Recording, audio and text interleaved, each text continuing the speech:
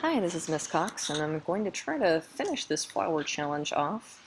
The next step here is asking me to basically do the same thing I just did with recreating the tulip, and this time I'm going to recreate the sunflower, but I'm going to have it inherit the properties of this flower object type that I created. So let's take a look. And actually, I'm going to try to move some of this up so it's a little easier to see. Normally I would kind of leave these on a separate line, but sometimes that helps the text kind of move up and be a little easier to read. So here we've got our tulip being created. Here's where we're drawing it. I think we're gonna have to change that later. So I'm gonna minimize that here with this little arrow. If you didn't know that, you can do that. It's nice. Gets rid of some of your chunky text if you're trying to do a bunch of things. And this is the section we need to recreate, where we have our sunflower. We're going to do the same thing we did right here, but with our sunflower. So instead of creating this separate sunflower object type, we are not going to do that. We're just going to use the properties of flower. So instead of doing all this stuff, we're going to do the same thing here.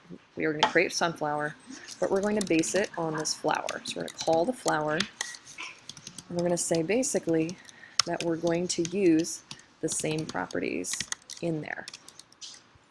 Okay, that's the first step. Now, for this sunflower prototype.draw, it's the same thing. We told it, hey, you need to draw it, or not, I'm sorry, not the draw one. Let me minimize that.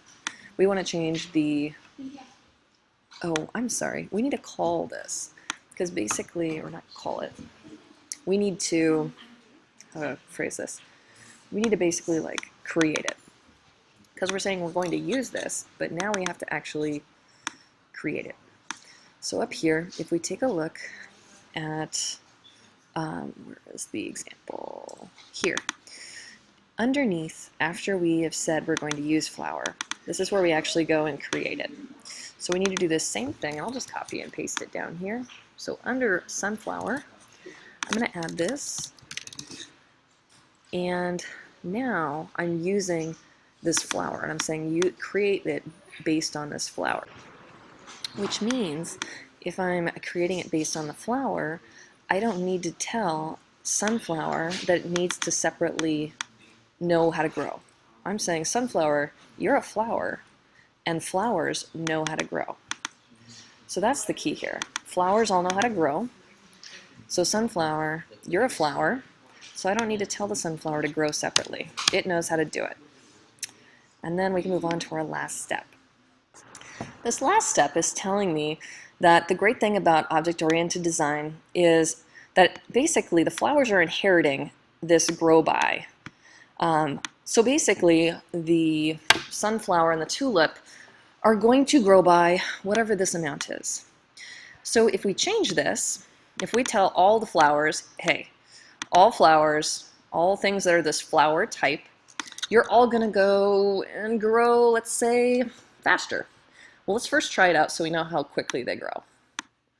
Okay, well, right now that's not working so well. Let me try restarting that. Oh, there we go. Okay, well, we got some issues. I'm going to have to do some fixing. But to start, let's try changing the amount to 3 times. Let's see how fast they grow now. Whoa. So these grow a lot faster now, which is pretty interesting, because all I had to do was change this one thing, and now all the flowers are changing. Now, I do have an issue with these, but I'll get to that in a minute. Right now, this is saying specifically have them grow by twice. So instead of 3 times, let's go by 2.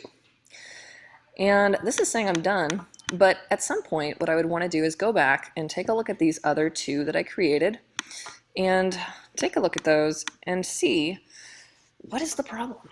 Why are you guys unhappy? But yeah, for now, I'm just going to stop.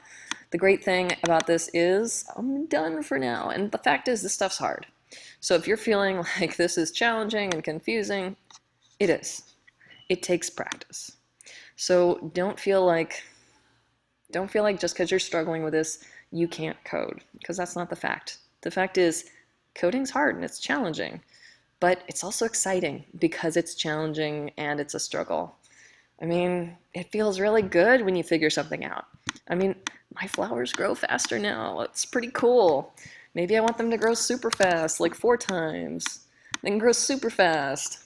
I mean, it's kind of awesome. You are kind of, playing God here with your code. You are telling the code exactly what to do, and the computer does it.